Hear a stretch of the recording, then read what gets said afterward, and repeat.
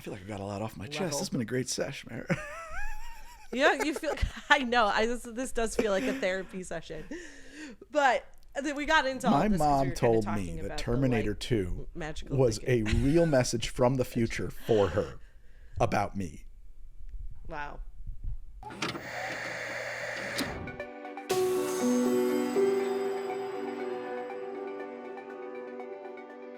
Actually, I'm looking forward to working with you. I was under the impression that you were sent to spy on me. Do you believe in the existence of extraterrestrials? Logically, I would have to say no. Hey guys, this is Midnight Local. I am Greg, and we're I'm going to talk Meredith. about the pilot of The X-Files today, a show that I think we both probably grew up with. I know I did. So no, here's the crazy thing is like I come to this Oh, I completely didn't know that. fresh. Yeah. This is always like why I've been interested in X-Files. I had never seen the pilot. I'm very aware of X-Files and culturally, and my cousins watched it. I've caught maybe a total of 5 Oh, that's episodes in funny. my entire life out So of context. growing up, I mean, I remember this is one of the few shows that I remember like knowing was on its way before it premiered and being excited for it, and then actually being excited to watch it week to week. And did you, for the span of the show, did you fall off at any Well, point? Like how long did you watch so it my for? wife and I are through the first season and most of season 2 now, and every single one of these episodes, when I watch it, I'm like, I saw this. I mean, it's new to me again because I haven't seen it in forever, but like, yeah, I remember this creature. I remember this. Yeah, but we watched TV differently back then too, right? Like you, especially with a show like this. So does this show have a through line outside of just their I don't know what relationship? that means. Is there like a big yeah. bad at the end of the seasons? Oh yeah, Is there? It's a Oh, Monster there of the is? Week Okay. show that So- has it's you know what? It's probably a lot like Buffy. It's a Monster of the Week show for sure that has a recurring. There are recurring plot lines, ongoing plot lines. A lot of the episodes, particularly in season 2, are like multi-parters where they end on cliffhangers. And then there are recurring bad guys who keep coming back and plot lines that keep coming up and all kinds of stuff like that. But yeah, there's absolutely an overarching plot to the X-Files, and it definitely behooves you to watch them in order. Some episodes are pure Monster of the Weeks that don't really touch on other content around them. But yeah, but a lot of it one-offs. is really tied into stuff. But like, back in the day, if you missed an episode, you would get a recap, maybe catch a rerun, but it wouldn't stop you from continuing. Right. to And that watch was the kind of, I series. think, why this show, I mean, this is the format that these shows took for that reason, because of the nature of watching. Yeah. If you change the time slot, there's a really good chance that I'm not going to be able to watch the show anymore. It's just over because I have something else, I have hockey practice or whatever at that time, and that's it. So there's no way Right. to watch it anymore. So, oh well. Or if another show came on that was competing with your time slot that I liked better, I'm not going to watch X-Files anymore. Over. Yeah. So like, yeah, it Yeah. had to be set up so that people could come and go kind of not knowing much more than they had seen in an advertisement, like in a promo. Or to try and loop you back in if you had disappeared for a while, bring up a storyline that was popular a couple Yeah, you'd have to seasons like ago or reintroduce something things like that. all the time. But yeah, out of the blue, I think I saw something on an Instagram reel about X-Files, and I was like, I haven't seen that in forever. And Megan is always like, I wish we had another show to watch because we feel like there's no shows to watch anymore. Which is funny because there's There's shows nothing to eat. everywhere. I have a full fridge, and there's nothing. Yeah. There's nothing on TV when you have cable. And I was like, X-Files. We haven't seen that. I haven't seen that in forever. Let's watch the X-Files. I don't know if she really grew up with the X-Files. Oh no, she did, but she says I remember more from later seasons. It's awesome. Like we watch it now pretty much every night before we go to bed. Yeah, okay. Because that was another, like, this could go in a couple directions. Like we talked about possibly watching every episode of X-Files for Midnight Local. Yeah, that's like for a whole thing while. that other podcasts do, where they just do play-by-play of shows. I know there's at least a couple that do Next Generation, Star Trek. I'm sure there are people talking about the X-Files. Yeah. We could be them. We could be just like them. We could. Or we could do pilots. We could just do talk whatever we pilots. want. I think what we're going to Star do, Wars. guys, is we're going to talk about the X-Files today and see how What do this you one think? does. And if it does well, maybe like once a month we'll do an X-Files episode, or maybe we'll do it the other way. We'll do 3 episodes a month will be TV, and we'll do one big movie every month or something like that. I don't know. The show is in we're just starting this thing back up. We're still kicking the tires. We're figuring it out as we go. This is all new again to us. It's a whole new direction. We can go anywhere we want. We're in an undiscovered country. the first to set foot on a new continent. I'm wondering how long you could go. Keep going. To boldly go where no one has gone before. So, X-Files.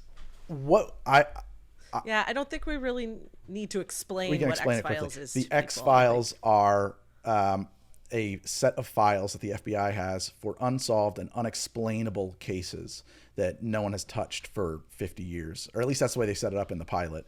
And this guy Mulder, who is he's an agent of the FBI, has been working on it, and all of a sudden he's got a new partner, and that's like the setup for the X-Files. And she's there to debunk, to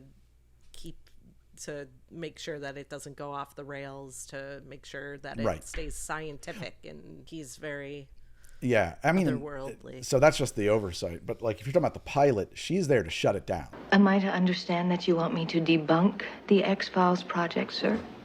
Agent Scully, we trust you'll make the proper scientific analysis. She is there to specifically be a spy, to undermine him and report back to higher ups. With this case specifically, though, right, like she's supposed to find the science behind the weird happenings, and right, I thought that was the thing. It's like, if you can find the reason why this weird thing is happening, if you can prove Mulder wrong, it shuts him down. If you can prove, we're trying to shut this thing down, we're trying to get rid of him, you're there to make sure that he looks like a fucking quack. That was why she was there, at least in the pilot. And then of course the pilot happens and she's on board, because he's gone rogue. Like, he's taken this on his own and sort of gone, like, he's in a like weird makeshift office in the basement. He's taken all these files. He's not supposed to have he has access officially to. got the X-Files, and that comes up later. The thing is that like, so it's a real, I think the idea in the pilot anyway is that they set up Mulder as being like the greatest FBI agent who ever lived. Generally thought of as the best analyst in the violent crime section. Like, she talks about how she studied him while she was at the academy. He's Captain Kirk. He's like this criminal profile who, before the X-Files, was in violent crimes and like solved a bunch of serial killer cases and stuff like that. He's supposed to be like legendary. And now he's kind of holding the FBI hostage, saying like, I only want to do these X-Files, and if that's a problem for you, fucking fire me. And so I think that ostensibly they bring her in to discredit the X-Files and report back on his doings to kind of edge him back into mainstream FBI work. But yeah, I think that the premise is sort of that he's got the FBI by the balls because he's just so damn good. We can't afford to lose him. We can't let that Mulder go. But I mean, and she's also obviously supposed to be fantastic as well. She was like, kind of like, why the fuck are you putting me with this shit? You know, she's excited to work with Mulder because he's a big deal, but also aware that he's gone insane. Is she? I thought it felt more Silence of the Lambs. Like, if you can do this, then you'll prove yourself and be on the assignments you want to be on. Yeah, a little bit of both for sure. But no, the X-Files are a thing, and I don't want to ruin anything because like it at some point it gets shut down, and that's like a major plot point.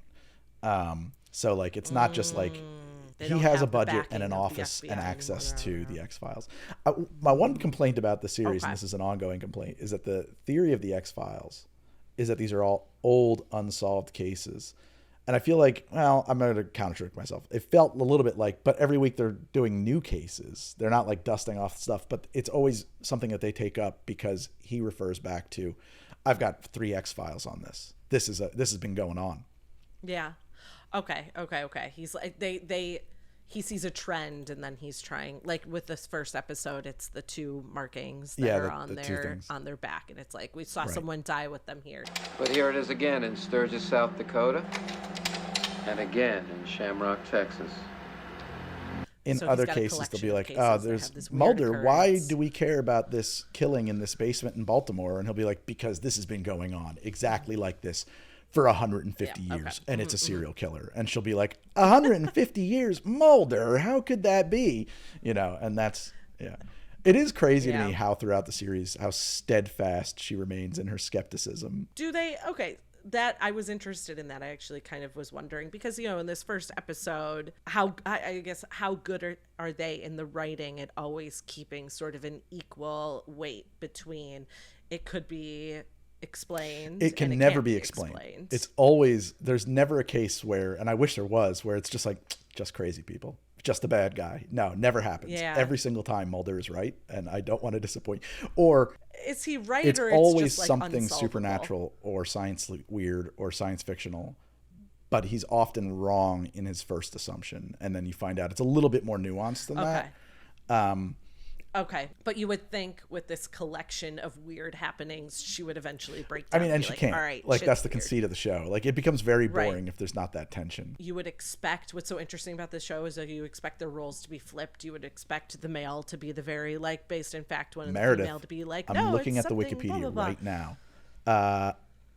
Inspired by the Kolchak Night Stalker, the series was conceived by Carter in an attempt to scare people's pants off. When creating the characters of Mulder and Scully, Carter decided to play against established stereotypes, making the male character a believer and the female a skeptic, as the latter role had traditionally been a male one on television. What?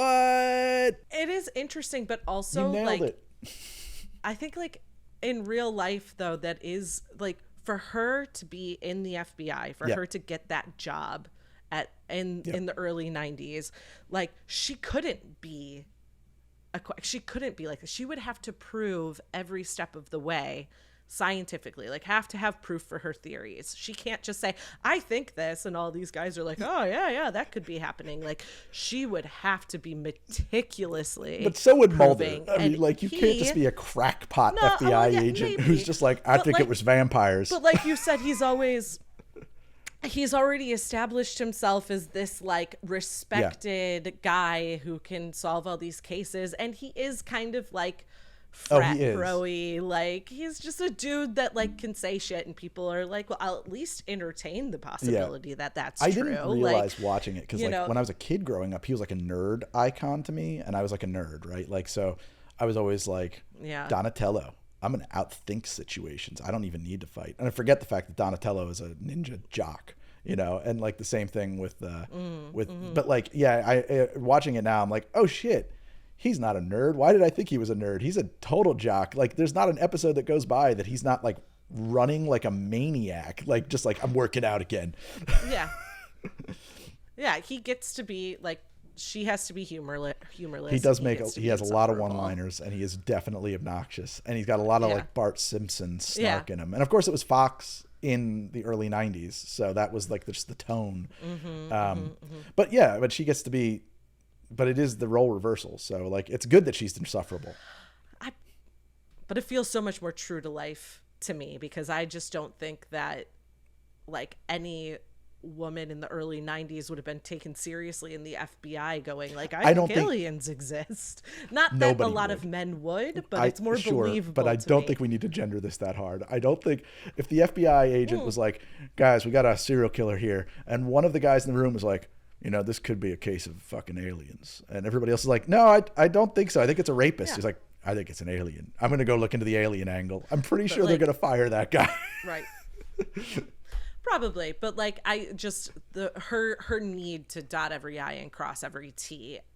She's a feels doctor. So accurate. Don't to forget me. that she's an actual doctor. Yes. She has gone through med school. She is a doctor. She could go work at a hospital. That comes up a lot in the show. And actually, I think they establish it in the pilot. I don't think there's a single episode where she doesn't do an autopsy. That woman does more autopsies okay. than any person who has ever lived. I didn't realize how insane that was while growing up either, but like multiple autopsies per episode, I would say. Constant autopsies. She is just like knee deep in corpses. Wait a minute, we have an autopsy at 7. I just started the autopsy. He faxed me the missing page from the autopsy report. Can request to do the autopsy. Examination and autopsy. Joining me in the Big Apple for an autopsy. And exhumations. They are that is- constantly exhuming the dead, which in real life is so hard to do. Do you have a lot of angry family No. members all the time? Well, in Are the they just like, pilot, "This they is try fine"? to exhume the dead, and like an angry mob shows up to stop Right, them. they do.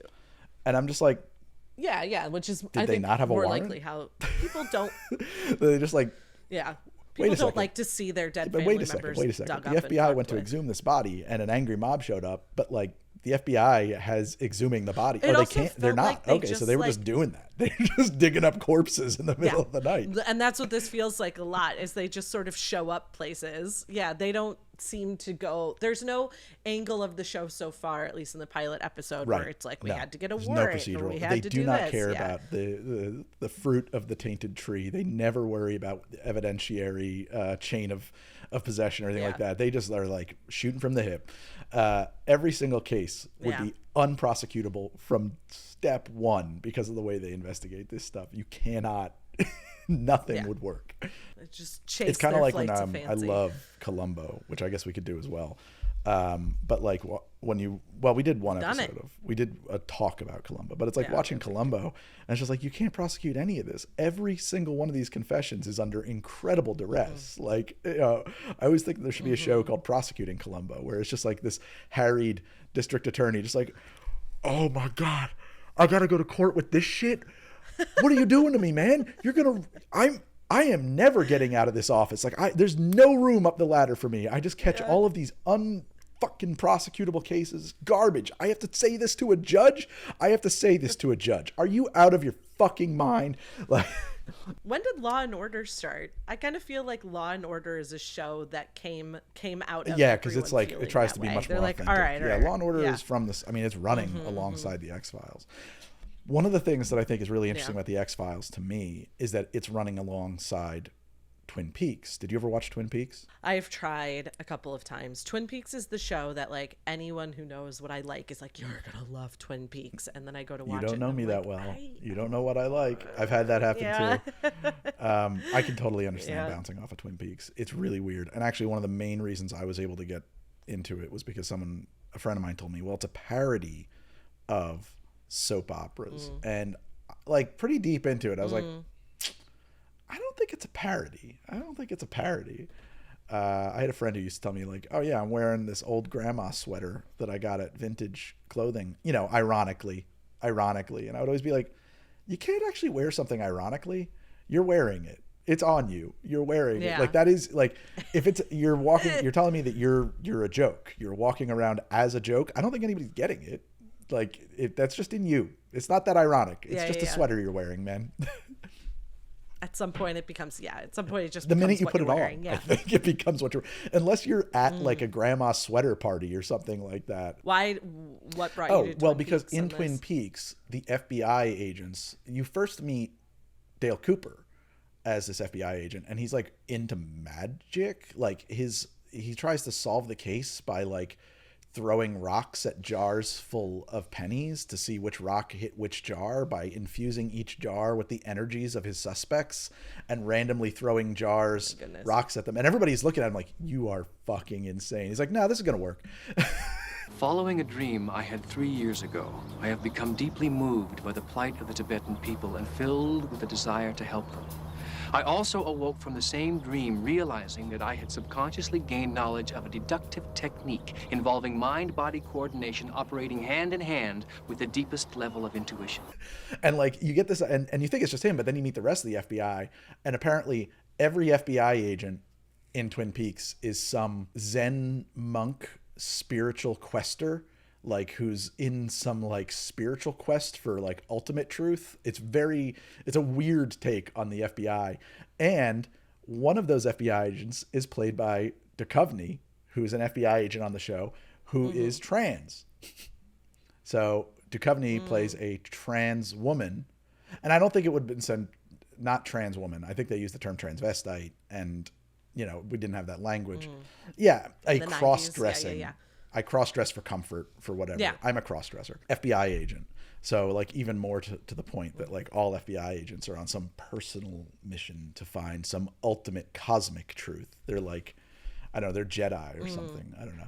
But, like, yeah, that would be a good pilot to do on the show. It's been, I think the last time I tried it was college, and I should probably give it a try once a decade. I mean, it's good at the same time, I think, 93, at the same time as Twin Peaks is running.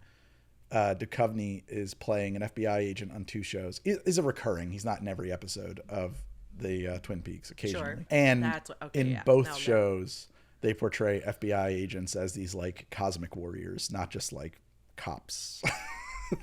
They're not just the federal cops who sometimes are good at their job. These are cosmic spiritual crusaders. Do they ever go to court on this show? Once or twice. Like, not like in a big way, but there's Okay. there's episodes like where Mulder has to defend his actions, and there's episodes where Mulder, like there's one in particular where he's arguing against releasing somebody that they put away in an earlier episode, which is cool because like you get kind of like these recurring arcs that come back, like, oh, we put that guy, like that guy went to prison 3 seasons ago and now they're back. So yes, that kind of stuff does occasionally happen, but like, yeah, most of the time it's unprosecutable. We should actually talk about the pilot. What I love about the X-Files, and it's not just the pilot, although the pilot more so than the rest, is how cinematic this show is. And I'm really floored by it because a lot of TV, for budgetary reasons, certainly now, is going to turn into talking heads. And the X-Files is shot like a fucking movie. It really is cinematic. There's a lot of visual storytelling. There's a lot more than just shoulder talk, crosstalk. There's it's locations. really complicated camera moves, not to mention the fact that they're shooting on film. There's like stuff where like oneers. There's big oneers in this show where like the car pulls up, we grab focus on Dana, we dolly across to Mulder, Dana gets out, we get a close-up of their feet and like all in a oneer, then they cross the back of the car, we follow them to the front door into a profile as they ring the doorbell, and we're into an over-the-shoulder in a oneer as the like it's crazy the commitment to the filmmaking of this show that you see in the X-Files when it really just needed to be TV. It's kind of insane. Especially for a pilot. The pilot I feel is the like a lot of weakest. times shows would start. Yeah. It's the weakest. Well, but this feels like a big budget $2 million. pilot, which usually the pilot, comes out, and if it's successful, if we have something here, then you do season 1, and then season 2 you get the bigger budget, and then season 3 you've got special effects, and this one kind of feels like so the thing about the pilot that's crazy to me is that it had a budget of $2 million, and when you watch it, other than its runtime, which is 48 minutes, if you had added 30 minutes to this or another 40 minutes to it, it's a feature film. So in other words, for $4 million, this could have been in theaters. That to me is crazy. Because like even in the early 90s, most movies were in the $10 million range, maybe $20 million range. Because I was actually just looking this up because I always remember this about like the Lost pilot was like the most expensive pilot to date when it came out in 2004. And that was a between $10 and $14 million budget. 10 years earlier to have a $2 million budget for an episode of television feels... It does, but I still think that like a movie of this, of that time frame would have cost a lot more, and there's no reason this couldn't be a movie on $2 million. I think that they're doing a lot with $2 million. I haven't watched Lost, so I can't speak to the pilot. I wonder, is it like mostly on a beach? Is it mostly one location? It's a huge plane crash. Like, no, not... I have to go back and rewatch it because the whole thing with Lost is like you have your characters, but you go into their backstories.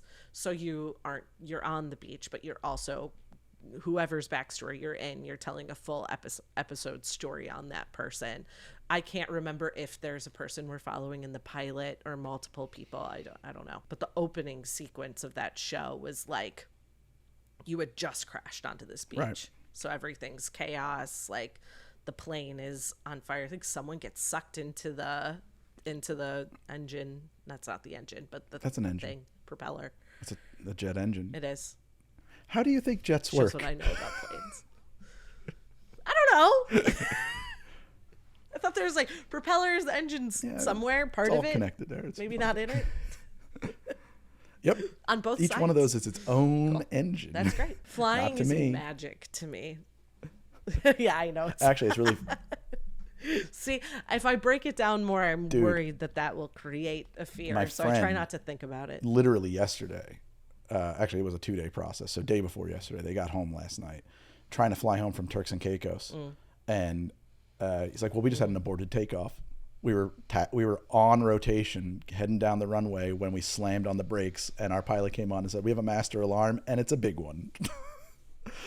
And then they were on the plane for over an hour. The pilot said, so they're going to bring in some mechanics, but the mechanics are in the United States, so they got to fly them down here. Also, they're not super familiar with this plane. We're going to And like the idea was that they're going to wait. They're going to wait for these mechanics to come from the U.S. and check out the plane while these guys are on the plane and say, okay, you're good to go. Go on. I'm getting off that fucking plane. I am out the door.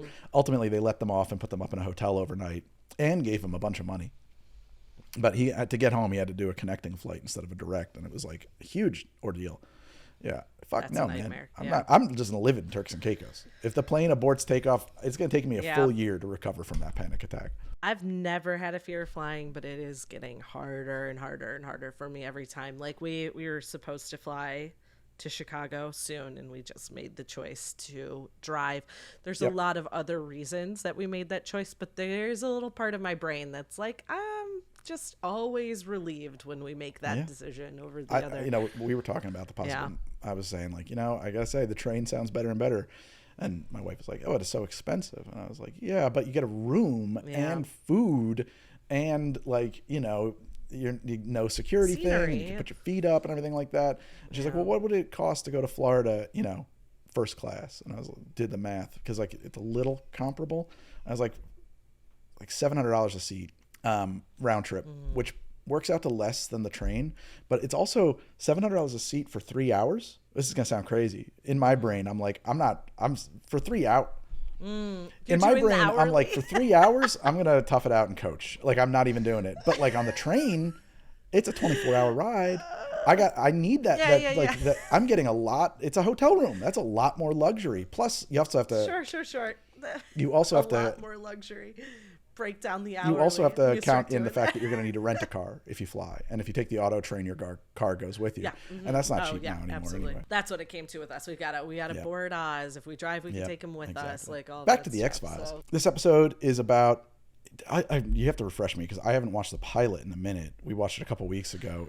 Are there aliens in this one, or are there not aliens? Yeah, so there's these kids that all graduated high school the same year, and they keep dying year after year, and there's these two like marks somewhere on their body. But then they discover like the marks are there before the death. Right. Like there's two kids in a ward, and they both have the marks. He's brainwashed. I'm reading it just to make sure I understand. You're reading the description. Newman's daughter, Teresa, contacts the agents for help, tells them that she's awakened in the middle of the woods several times, fears for her life, admits to having the same marks, and has a nosebleed. Teresa's father and the detective, revealed to be Billy's father, arrive to take her away. The agents wonder about the bodies of the first two victims, return to the cemetery. They find the graves already dug up and the coffins missing. Mulder realizes Billy is responsible for bringing the victims to the wood. Returning to the woods, they encounter Detective Miles, but hear a scream. Find Billy nearby with Teresa in his arms. There's a flash of light, and Billy and Teresa are recovered unharmed. A few weeks later, Billy is put under hypnosis. He recalls now he and his classmates were abducted in the forest as they celebrated their graduation. The teenagers had been subjected to tests by aliens and were killed when the first tests failed. Scully provides Blevins with the metal implant, the only remaining piece of evidence. She later learns from Mulder that Billy's case files are missing. Meanwhile, the smoking man stores the implant away amongst other identical implants in a vast evidence room in the Pentagon, which recalls immediately the end of Raiders of the Lost Ark. Raiders. Okay, so they are alien abductees. Yeah, see, so it's so funny. I don't remember it being that steadfastly like stated that was true. No, I do remember them having the implant though, and that's like. But she has some explanation of what it is that is not. It could always be anything, Mulder. Scully does have her skepticism bubble pierced around a few things that come up regularly in the show, and I'm not going to ruin them for you because, like, if we're going to keep watching it, she's always skeptical of Mulder's first conclusions, but by the time you get to the end of season 1, she has seen some shit, and she's like, okay. So he is not always wrong. So interesting that the show bends towards. I mean, that makes sense. Yeah, it bends towards. Well, but she does always have her reservations about his initial findings, and sometimes, like, even at the end, she's like, I don't know if that's really what happened there. It's a brilliant duality, right? Because I think in life, most people would put themselves in one of these two categories, like always skeptical, never believing there's proof, and always believing in. So when I was a kid, the reason I think I connect with the X-Files so strongly is because my mom is insane. Oh, dude, man, dude, man. So from the time I was 6 years old, she had me and my sister convinced that we had seen a flying saucer at the Woodbridge Center Mall. And I repeated this to everybody. Did you believe her? I saw it as a kid? You know what I'm saying? Like in my mind, I saw it. Yeah. Of course, I had initially said, "Look at the balloon, Mom," because I was like 6, and she said, "That's not a balloon," and maintained that forever. Obviously, we didn't see a fucking flying saucer. Like, I'm not an idiot anymore, but I believed it. We had regular like tarot card readings. That was like an important part of growing up. Okay. We would cast runes. That was an important part of growing up. My mom would spend hours playing with a Ouija board. What made you ultimately buck against I don't know. it? Ultimately, I mean, like, I just slowly realized over the years that, like, oh, she's out of her fucking mind. She's nuts. She's just crazy. I hope she doesn't ever listen to this. Well, she also, yeah, I was gonna say she also. It sounds like she used it as a tactic for manipulation, not like for. She would fun never or genuine ever belief. admit that to herself, but that could easily be true. I mean, like, there'd be like things where you would come home, Sure. and she had a special deck of tarot cards, and you'd come home, and one of the cards would be in the middle of the floor, and she'd be like, "Oh God, the tower is out. How did it get? Oh, they put it there," you know, and like that was like a big event. The tower, you know, this card had come out and was in the middle of the floor. Well, she probably put it there. I would find that very unsettling as a child. Yeah, right. But yeah, the theater was for you. We're not going to unpack a lot of stuff here, but like, there was sure. a lot of like really fucking damaging theater going on when I was a kid. So when I was Mulder all the way as a kid. Absolutely. I was Mulder all the way, and now I'm Scully. Not even that. Just like there's times when like he says things in later episodes, and it's just like it's the stupidest thing you've ever heard. You know that in the episode he's going to be mostly right, but like as Scully, I don't care what I've seen, dude. I do not believe that doll got up and set that man's hair on fire. Like that is fucking bananas, dude. I think I've always been a Scully. I can't think of a time in my life where I've tried to be a Mulder. I've tried really hard. And like when I think of it, I think of more in like a religious context. That's true. Like there was a period of my life where I tried really hard to believe this thing that I thought it made you an adult to believe. And I just like couldn't. I could never get there. It's really funny to me too, because I definitely had the opposite. Like I didn't think even growing up, So my mom, very into, my dad would tell people he's a bad Catholic, and boy, was he the fucking worst Catholic. Or cafeteria Catholic. No, literally just a person who was told you're Catholic, and then just bad. It's like, I guess I am. And then it didn't. I had one on the rearview mirror. It didn't matter. Other than that, mattered not at all. Right. Didn't actually give a second thought to it whatsoever. But my mom was like, Christianity's a fucking lie. They took our pagan traditions from us, and like all kinds of wicky wacky. Dude, we would have Samhain dinner. It wasn't just like on Halloween. Yeah. Like we would put out food for dead people we didn't know. You know, we would have to learn that the Christmas tree was actually a pyre that was started in, north by Scottish Picts to relight the sun at the coldest day of the year. You know, like, I don't know. And my dad was just drunk, so he wasn't that involved. He was actually away drunk. He wasn't probably even home usually. Dude, oh man, now it's really coming back. She had a special friend that she talked to at the Ouija board. I totally forgot about that. Oh, like yeah. A reoccurring gave her all kinds of spirit. Yeah. All kinds of information. Yeah. She had read some book called The Seth Materials, which she was convinced was absolutely pure and true. And it's like some weird new agey psycho shit written by some fucking grifter. And I guess my dad was like not really rejecting of it because his mom had been into some wackadoo stuff too. My grandmother on my dad's side, also a Catholic. It's just like, it's fine. Oh, no. Like her own flavor of Catholicism. Her Catholicism involved reincarnation. Oh, sure. And Buddha and like spending time in some cosmic lotus flower and stuff like that. And she would tell you that like, no, Greg, right. I've had perfect...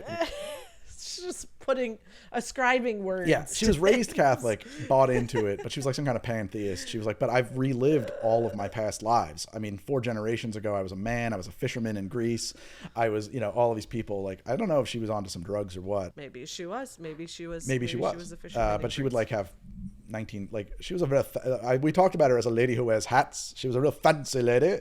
Yeah, what did you mean by that? You said that she last was time, involved lady in wears hats. fashion, what does and that she mean was a to you? fancy lady, and she owned a business, Right. and she was well-to-do and had a lot of money, and she traveled around the world because her abusive husband was a pilot for Mohawk Airlines, and he had died, and she got free plane tickets for life. She could just jump on any plane forever. Got it.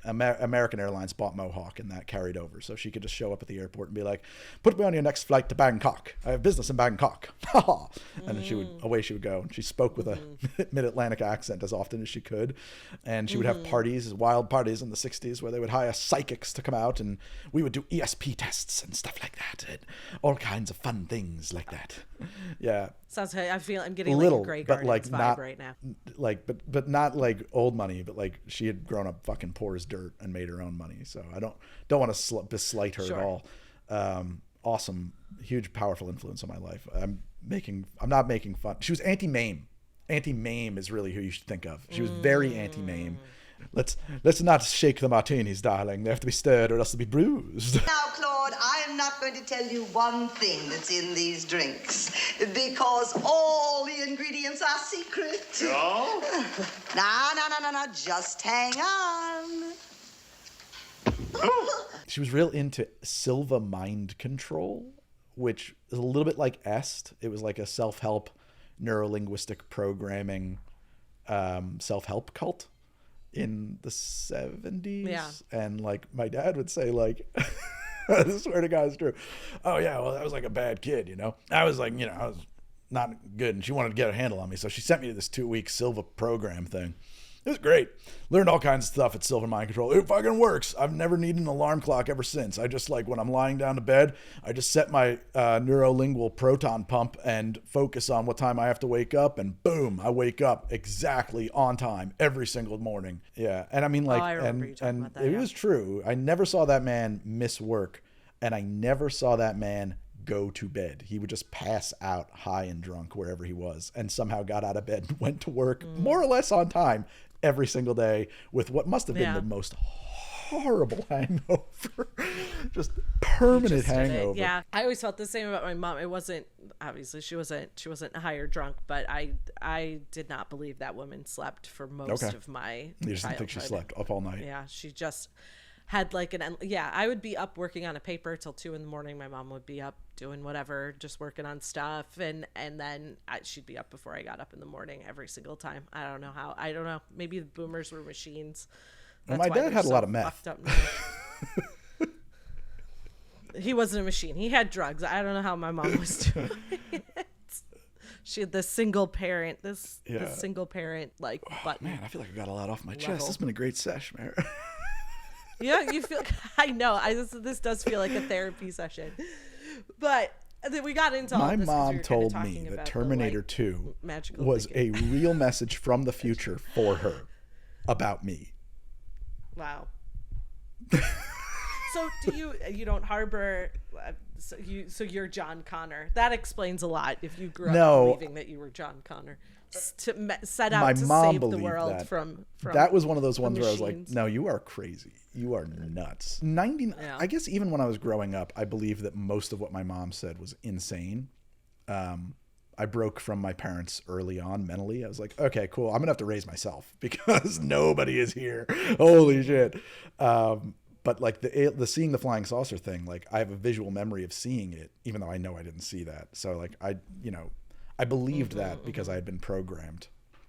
And did you always have that sense? That was always me as a kid. Like I always had that sense that like I'm going to try to believe this. Maybe if I pretend long enough that I do believe this, I will eventually believe this. And then I truly believed you it. did believe it for way too long.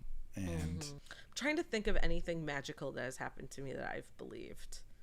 The only thing I can think of is like years ago, a college friend of mine, Sean, Sean, who I co-did my senior thesis with. We started we were thinking back in the day about doing a YouTube show, and this was like way too hard to produce, but we shot a couple episodes of it, like strange hobbies, like things that people got really deep I think we were going to call, I remember we discussed, I think it was going to be called subculture. Oh, really? I don't remember that. But maybe, That was yeah. that's what I was going to call it. But that's the title I pitched. We did things like competitive pole dancing and like sort of, and one of the less, I mean, this one's not so weird, but we did one on like ghost hunting, ghost chasing. And there's a place in Asbury Park. Oh, the Occult Museum. This museum, with like a shop in the back, and she was telling us a story about how they've seen a child back there over and over again. Like, it always happens, and like it's customers, it's not the people at the store. And so were playing us all these recordings of trying to catch him and hearing some in the background saying goodbye as they left and little things like this. So she's walking us through all of the stories of customers saying like, is there a little boy, did someone like forget their kid back there, and stuff like that. Of course, the Occult Museum. And as we're sitting down, right.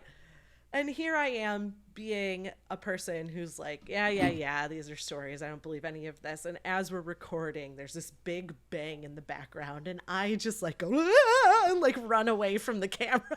Meredith, you got seance. So like, they know how to do that. They're the Occult Museum. but That's their bread and butter. They do ghost tours around Asbury Park. Like, I leave space for, there is something inside of you that sort of inherently is afraid of or believes like spirits, ghosts, like something, there's something when you're going to bed at night as a little kid that your mind, like we all, not all, but like many people do that. Like, what is that? That keeps me curious. That keeps the door open a little bit. That's for beautiful. Me. I'm just like, I think that's why this is such an enduring partnership, this sort of skeptic and the realist, right? You've got, and Star Trek isn't really that. That's more. Which Star Trek? Kind Next of, Gen, though. or? I mean, like, I've got this is Kirk and Spock. One does everything without emotions. The other is very emotional. It's a dynamic. It's a different dynamic. Bones, Castle. Like, we replay this format constantly because you kind of fall in one camp or the other. And I think X-Files is just like the ultimate, right, of this, or one of the ultimates. There's many shows that do it very successfully for a very long time. But I mean, I never watched the X-Files, and I'm very aware of each of their stances, their dynamic. Like, it was a culturally. Did you enjoy it? Would you watch more? I loved it. Yeah, I was really into it. Yeah. What does she think? Yeah. Mm-hmm. Yeah, definitely something that we would keep watching. It's really up our alley. I think we're in the same place with you with television. Not quite as much. There are definitely things that we watch, but we have what we call like our bedtime show, which is usually something older that like isn't as hooky. It's not like the intention is to not feel like we have to put on the next episode. I read someone who like was having trouble like with binge watching. They would try and go to bed watching an episode and get stuck up till 2 or 3 in the morning as a couple. And what they started doing was starting at the middle of episode and ending in the middle of an episode, because everything is written now to not finish. You never finish the storyline because they want to hook you into the next episode. So where those finishing points now happen is in the middle of the episode, finishes the last episode, and then they start the next episode to hook you and keep you watching. So that was their solve as a couple to not staying up all night. Right, you'll get this drink at the beginning of the next episode. Just build up to what's funny about that too, and this is like off topic entirely, but like there's apparently this growing movement of YouTubers who are rejecting the idea of retention editing. We're going, like, people want to making like cinematic, slow moving, long documentaries on YouTube. And that's like what the audience is hungry for, more of that authenticity. I believe that there's some truth there. And I am interested in doing more of that with the show. I feel like we talked very little about the actual pilot of the X-Files. It's really good, though. You should watch it. Like, if anybody's listening, you should watch it. It's kind of crazy how good this pilot is. I think we talked a lot about it. I think that pilots set a mood, set a tone for the show. And I think like we ended up talking a lot about who the people are that you're watching. And I think that it's a very successful pilot. And like, yes, there's a story, there's a beginning, middle, and end to a mystery that you're solving. But it matters so much less than the setting up of Mulder and Scully and the relationship and like the deeper show. I mean, it ran for how many years? 12 years? 13 years? So it went away. Hugely successful. It was like 9 seasons, and then it came back for a couple of seasons later. And then there was 2 movies as well. Oh, the one thing I wanted to point out too is that in the pilot, it's Division Chief Scott Blevins who is their boss. That person is replaced, I don't think in the second episode, but with assistant director Skinner, who is an ongoing thorn or helpful thorn. I don't know. He's like their boss, and it's funny how I can't wait to get into that dynamic because it's so hilarious to me. The Skinner is my favorite character in the show. I think he's ridiculous. Okay, I was wondering if there's like other characters that go through the entire series, or if it's just art. Skinner is another major character. The Smoking Man is a major character. I think Fox's dad kind of comes back a few times. Scully's mom and her sister. This guy Krychek comes back several times as well, and a few of the monsters, a few of the villains kind of come back a few times as well.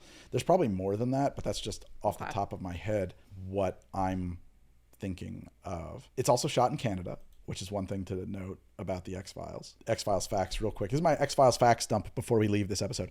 Shot in Canada, mostly cast in Canada, which is why it's very funny to me how many really flagrant Canadian accents there are in this show. Like they'll be like in Texas or whatever. Yeah, exactly. They'll be like, you know, in a ranch in Texas, and the guy is just like, they try to keep it mostly in the northern part of the country. Actually, it's a lot of Oregon. It's Baltimore and north. Oh yeah, a lot of yeah. people say they don't go. I think for that reason they don't write into the South very much on the show, which is funny because there's so much Southern Gothic stuff you could do with this. That's where I think of UFOs mostly being. Interesting.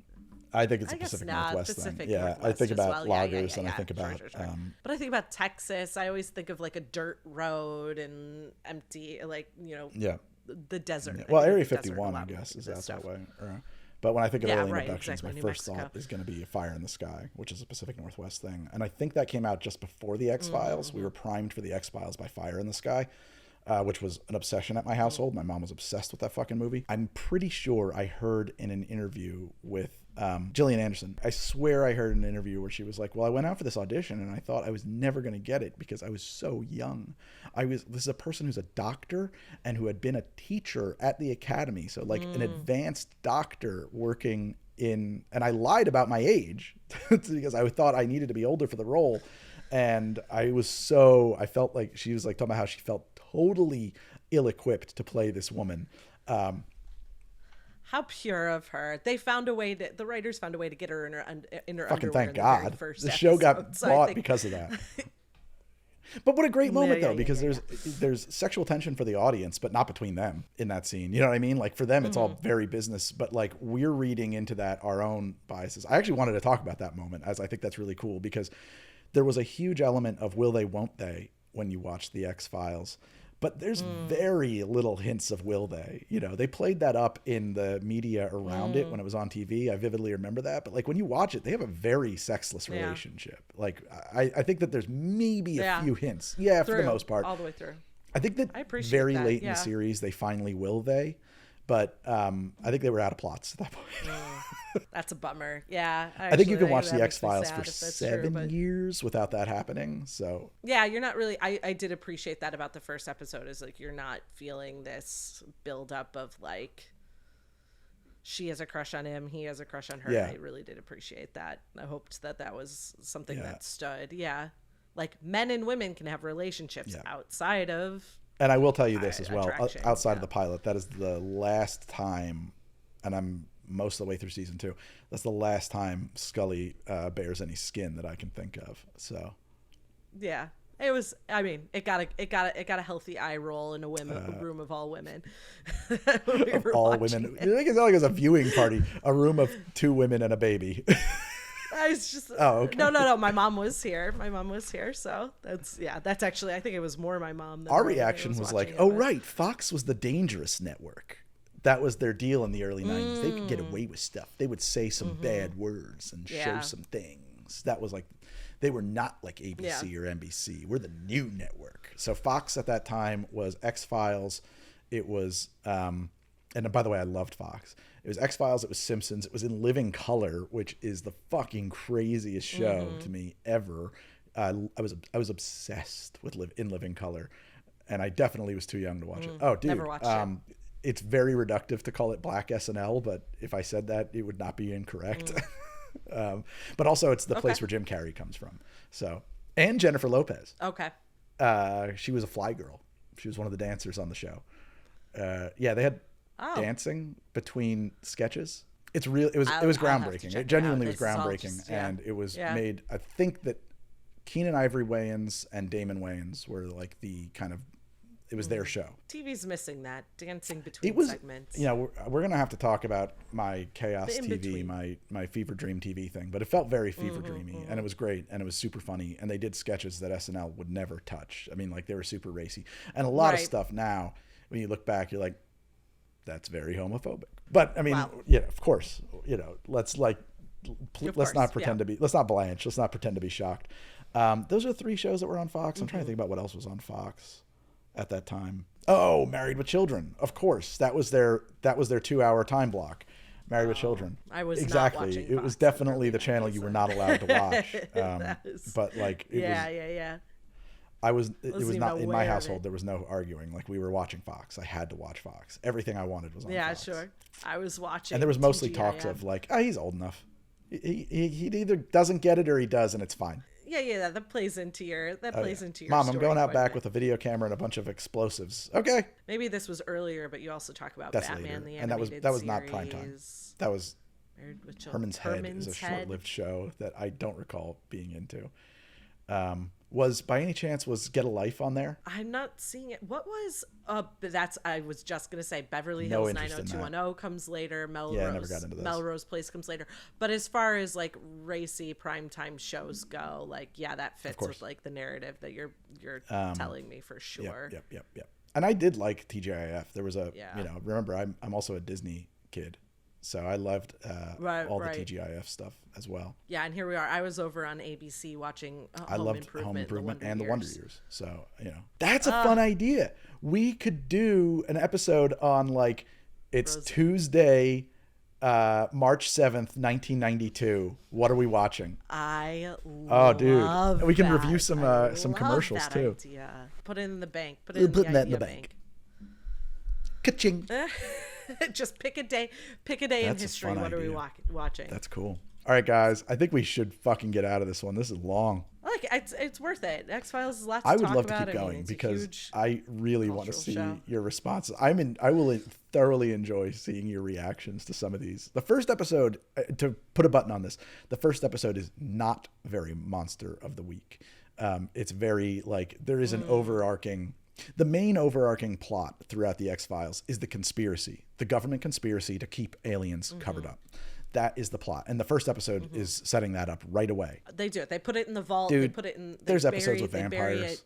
There's episodes with like weird sewer leech man. Awesome. There's there's a full on, there's a werewolf episode now that I'm thinking about it. Like, I always knew I would love this show. And like when you asked did I like it, like watching it, I was like, I want to dive in. I would love to do this as like go through every episode and talk about it. I think it stands for a reason. I think there's a reason it hasn't been spun off. Like when a show is hard to spin off, when you can't think of how to do it successfully, it's because I think the initial content is so good. There's another thing too, which I'm going to touch on here, but if we stick with X-Files, we will definitely revisit it. And I noticed, I think it's in season 1, but like there are episodes that connect directly to each other or pick up threads that were dropped in other episodes. And there's an arc between episodes that way, but there's also thematic arcs where the episode's plot lines don't touch on each other at all, but like 3 episodes will feel like an arc. So there's a 3-episode arc that you'll get to. And I'm trying to remember, in the first episode of that arc, there are computers telling people to go kill. And one of the characters in it is William Sanderson, who plays the geneticist in Blade Runner. The next episode is about a man, Vietnam veteran from a special unit that hasn't slept in 24 years. And that episode, the lighting and the musical cues and the camera angles, without even thinking about this, I was like, this is Blade Runner. They're literally lifting shots out of Blade Runner. And I forget what the 3rd episode was. And I was like, dude, they just did a 3-episode arc that was all Blade Runner. Like visually, the motifs, the characters from, and like without ever touching each other in story elements. I was like, oh, weird. They just like fangirled about Blade Runner for 3 episodes. Crazy. And like, that's incredible. And you could do that with, because I think most people know that in television, like different directors direct each episode, and then the showrunner is your person who's overseeing everything. So that is what is sort of like delicious about television, is that you get to see these stylistic breaks. Yeah, it's super neat. Yeah. So, and I don't know that. Well, I don't know that I've ever seen. I don't know if I've ever picked up on that. And something that intense. I'm trying to remember now. I think there's a couple of other things where I was like, oh, this is that. They're touching on that. They're doing this director. They're doing Kubrick here. They just seem to be without referencing the content, look, feel, just in look and feel. Like, oh shit, they're cribbing from there. They want you to, and I think they want you to be aware of that. There was definitely a Shining episode for sure, where there was a flood in an elevator, and I was like, that's the fucking blood. It's the shot. It's the blood coming out of the elevator. Like, that's holy shit.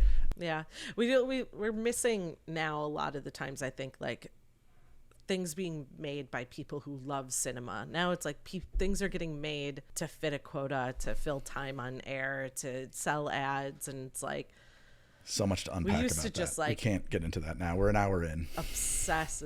Yeah. Well, look, this is maybe that's the overarching. Yeah. That's our through line.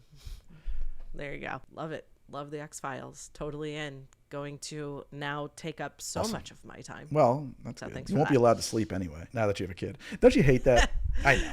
Yeah, she's pretty good. She's not too bad, but yeah. Oh, yeah. Truly, it's not that bad. Like, well, it is obviously. Well, I'm like an absentee dad. I'm always working, and Megan does most of the child raising. So it's really easy for me. I was gonna say the opposite. I know you say that, but you are a very involved dad. I think, I had to get off of a lot of social media because my algorithms picked up on the fact that I'm a mother now and wanted to just tell me how my child was going to die and show me mothers grieving over their children, and I had to stop because it's just like what I am getting served. I just hate everybody being like, goodbye to sleep.